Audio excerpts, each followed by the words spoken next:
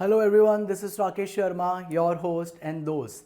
If you are aiming for CAT 25 which is coming on November 30th, then this video is very important for you.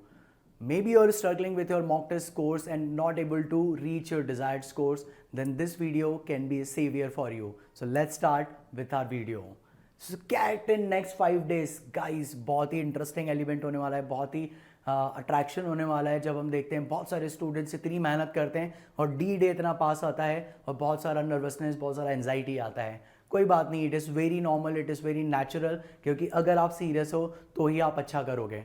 Students का back to back हमारे पास आ रहा है कि हमने अब पढ़ाई तो ऑलमोस्ट कर ली है, हमें स्ट्रैटेजीज पे काम करना है. तो कुछ ऐसे टॉपिक्स आप आइडेंटिफाई करके दीजिए जिसके थ्रू हम उसमें रिवीजन पे फोकस करें और हम अपनी पर्टिकुलर स्ट्रैटेजी बना के रखें कैट के दिन के लिए. तो इस वीडियो में हमने क्या किया है, जितने भी लास्ट 4 ईयर्स के पेपर्स थे, हमारी रिसर्च टीम ने उस पर बहुत ही ज़्यादा मेहनत करके ऐसे कुछ इंपॉर्टेंट टॉपिक्स निकाले जिसके आने की प्रोबेबिलिटी बहुत ज़्यादा है. और उन पर्टिकुलर टॉपिक्स को करने के बाद आपका जो स्कोर है, जो final score in your CAT examination, वो रेंज पकड़ने वाला है 90 परसेंटाइल से 99 परसेंटाइल. अब ये मैं किस तरीके से दावे के साथ बता सकता हूँ, क्योंकि पिछले 2 साल से हम अपने जितने भी टॉपर्स हैं उनके साथ बैठ के हमने रिवाइज किया है ये एक्सरसाइज को और ये एक्सपेरिमेंट किया है और ये बहुत ही इम्पैक्टफुल निकली है. तो चलो देखते हैं इसमें क्या क्या बताया गया है. सबसे पहला सेक्शन है क्वांट्स का.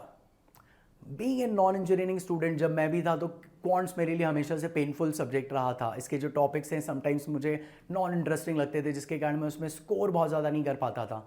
तो हमने क्या किया है कि एक शॉर्ट एंड स्वीट, जिसको हम बोलते हैं चीट कोड आपकी भाषा में, कुछ टॉपिक्स मैंने निकाल के रखे, इसको फटाक से नोट डाउन कर लो ताकि आप इनको रिवाइज करो और अपने मैथ्स या क्वांट्स वाले सेक्शन को थोड़ा सा पावरफुल कर लो. एरिथमेटिक एंड एल्जेब्रा, ये तो डोमिनेंसी है, हमारे टाइम से ये दोनों जो टॉपिक्स हैं डोमिनेट करते थे. इस दोनों टॉपिक के अलावा हमने देखा है टाइम, स्पीड एंड डिस्टेंस वाले बहुत सारे क्वेश्चंस आते हैं. Time and work, yes of course. Mixtures and allegations 100%. इन चीज़ों पे आपको काम करना बहुत ज़रूरी है. स्पेशली मिक्सचर्स एंड एलिगेशंस आप बहुत दफ़ा इसको स्किप कर देते हो क्योंकि ये इतने इंटरेस्टिंग नहीं लगते. साथ ही में रेशियोज, परसेंटेज एंड इक्वेशंस, ये तो आई थिंक कॉमर्स मैनेजमेंट वालों से भी बन जाते हैं, तो इसमें आई थिंक आपको प्रॉब्लम नहीं आनी चाहिए. हाँ, इनइक्वालिटीज एंड क्वाड्रेटिक इक्वेशंस, ये थोड़ा सा हायर मैथ्स वाला पोर्शन है तो आपको थोड़ा पेनफुल लगता है, पर अभी लास्ट 4 डेज में, लास्ट 5 डेज में आप इन पे थोड़ा सा ध्यान दे दो. जितने भी मॉक टेस्ट हैं इन पर्टिकुलर दोनों सेक्शंस पे आपको काम करना बहुत ज़रूरी है अगर आप सच में 90 परसेंटाइल प्लस जाना चाहते हैं. चलो देखते हैं नेक्स्ट सेक्शन में क्या है. नेक्स्ट सेक्शन है DILR, data interpretation and logical reasoning. So puzzles plus tables and sets, ये कुछ ऐसे जो कंटिन्यूसली हर पेपर में हमने देखा है, या इवन हम अपनी टीम के साथ बैठते हैं, मॉक्स वगैरह भी लेते हैं, तो पजल्स और टेबल सेट्स वगैरह बिल्कुल आपको ये करना ही चाहिए. साथ ही में मैं आपको इसमें एक चीज़ आपको बताऊंगा कि जब आप इन चीज़ों को करते हो, कोई भी लेट सपोज टेबल्स वगैरह लेते हो, तो आपको एग्जैक्टली आइडेंटिफाई करना ही चाहिए कि कौन सा सेट ईजी है जो कि आपको आता है एक स्ट्रॉन्ग प्रैक्टिस के साथ. डेली प्रैक्टिस का भी हमने इसमें टारगेट ले लिया है. 5 to 6 सेट्स आपको डेली करना है, जिसमें आपको सिटिंग अरेंजमेंट्स वाले, लीनियर, सर्कुलर इक्वेशंस वाले करने हैं. लॉजिक ग्रिड्स पे आपको काम करना है, आपके साथ मैट्रिसेस पे काम करना है. डेटा इंटरप्रिटेशन टेबल्स पे काम करना है. अब आपका जो फोकस होना चाहिए वो अटेम्प्टिंग एवरीथिंग से ज़्यादा सिलेक्शन पे होना चाहिए. अब ये कैसे होता है, जब DI का हम लोग कोई भी पर्टिकुलर सेट लेते हैं और हम देखते हैं कि उसमें ये पूरा चार्ट है एंड देन नीचे हमारे पास 5 क्वेश्चन है, तो एक चीज़ तो बहुत कॉमन है कि पांचों क्वेश्चन शायद से सॉल्व नहीं हो सकते. मे बी वो बहुत ज़्यादा टाइम टेकिंग हो या थोड़ा सा टफ हो, जिसके कारण आपका रॉन्ग अटेम्प्ट के चांसेस बढ़ जाएं. तो आपको सिलेक्शन ऑफ क्वेश्चन पे भी ज़्यादा फोकस करना पड़ेगा. तो DILR में इतने topics I think more than sufficient है. लेट्स सी आगे क्या है. VARC वाला पोर्शन. अब VARC में reading compression, I think yes, reading compression is the king. जब आप आरसी करते हो तो आरसी में आपका प्रैक्टिस होना चाहिए. सबसे पहले आप आरसी आइडेंटिफाई करो.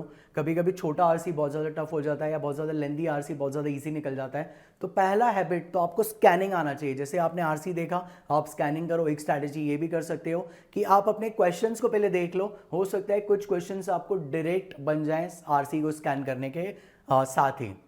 डेली एक्शन प्लान में हमने देखा है कि डेली आप रीडिंग कंप्रेशन जो पैसेजेस हैं कम से कम 2 कीजिए. पैरा जंबल्स को प्रैक्टिस कीजिए, ये जो टीटा वाले हैं वो नॉन नेगेटिव मार्किंग भी वाले भी होते हैं, प्लस पैरा समरी क्वेश्चंस भी आपको सॉल्व करना है। अब आपको जो स्किप करना है वो वोकेबुलरी वाला पोर्शन करना है। वोकेबुलरी में हम क्या करते थे, हम उसको रट्टे मार लेते थे, हम उसको याद कर लेते थे, बट जब एग्जाम टाइम आता है तो हमें रिकॉल नहीं होता है। अब वो टाइम नहीं है, क्योंकि वो प्रॉपर आपको डेली यूज़ में एक्सरसाइज करना पड़ता है, डेली यूसेज की तरह उसको जीना पड़ता है। अभी आप उसको याद करने के लिए जाओगे तो ये बहुत ही थोड़ा सा रिस्की हो सकता है। मेरा सुझाव आपको यही है कि इस पोर्शन को फिलहाल स्किप करो, जितना बन गया है बन गया है, आप और नहीं पढ़ सकते हैं। आखिरी के दिन पढ़ने वाले नहीं है, आखिरी के दिन स्ट्रैटेजी बनाने वाले हैं, आखिरी के दिन कम प्रेशर लेके एनालिसिस करके अपनी प्रॉपर स्ट्रैटेजी के साथ बढ़ने वाले हैं। मॉक स्ट्रैटेजी किस तरीके से होना चाहिए, तो हमने यहाँ पे दिया है कि आप अपने सेक्शनल मॉक्स पे फोकस करो, डेली 2 मॉक दे दो। आप चाहते हैं तो एक मिनी मॉक दे दो, एक फुल लेंथ मॉक दे दो, सो दैट आपको मॉक टेस्ट का कॉन्फिडेंस थोड़ा सा बढ़ेगा।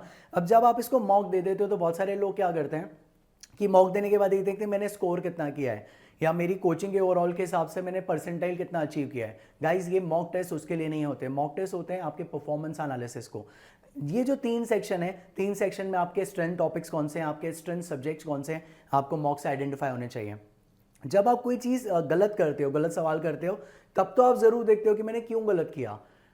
आपको ये भी देखना चाहिए कि अगर आपने सही किया है तो क्या कोई स्टेप्स आप उसको हटा के या उसको स्किप करके आप उसको जल्दी कर सकते थे, जिसके कारण आपका टाइम सेव हो जाए और उस पर्टिकुलर टाइम में आप 1-2 अटेम्प्ट्स और एक्स्ट्रा कर सको। अटेम्प्ट से याद आया कि हमारे बच्चे बोलते हैं कि अगर मुझे IIMS तक पहुंचना है तो मुझे सेक्शनल भी कंप्लीट करना है, ओवरऑल 99 परसेंटाइल प्लस भी जाना है, तो उसके लिए जितने मैं नंबर ऑफ अटेम्प्ट ज़्यादा करूंगा मेरी प्रोबेबिलिटी बढ़ जाएगी। ये बहुत बड़ा मिथ है।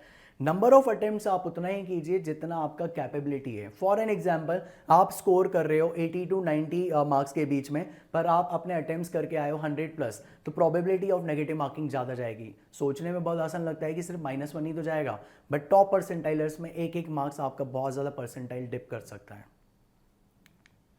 So all the very best guys. ये बहुत ही हमने शॉर्ट एंड स्वीट रखा है, जिस तरह से मैंने बताया था ये चीट कोड हो सकता है। कोई बात नहीं, मैंने थोड़ा सा वीडियो जल्दी में स्क्रॉल किया है, तो मैं आपको एट दी एंड आपको सिर्फ कमेंट करना है कैट, हमारी टीम आपको ये पूरा का पूरा भेज देगी। साथ ही में हमने इसका थोड़ा सा डिटेल एनालिसिस, डिटेल वर्जन भी किया है, वो भी हमारी टीम आपके साथ शेयर कर लेगी। तो अगर आपको ये वीडियो अच्छा लगा तो हमें प्लीज़ कमेंट करके बताइए कि अपकमिंग और कौन सी ऐसी एग्जामिनेशन है जिसमें आपको चीट कोड चाहिए, क्योंकि हमारे बच्चे मानते हैं कि जो श्री कृष्ण ने कहा कर्म करते जाओ, फल की अपेक्षा मत करो, हमारे बच्चे बोलते हैं कर्म के साथ हमें फल भी चाहिए, तो फल लेने के लिए थोड़ा बहुत ऐसी स्ट्रैटेजीज बनानी पड़ेगी। तो चलिए गाइस, आज का वीडियो इतना बहुत है, हम मिलते हैं किसी अगले वीडियो के साथ, किसी इंटरेस्टिंग सब्जेक्ट के साथ। Till the time, bye bye. अच्छा हाँ, पसंद आया तो please like us, subscribe us and share with your students, maybe friends.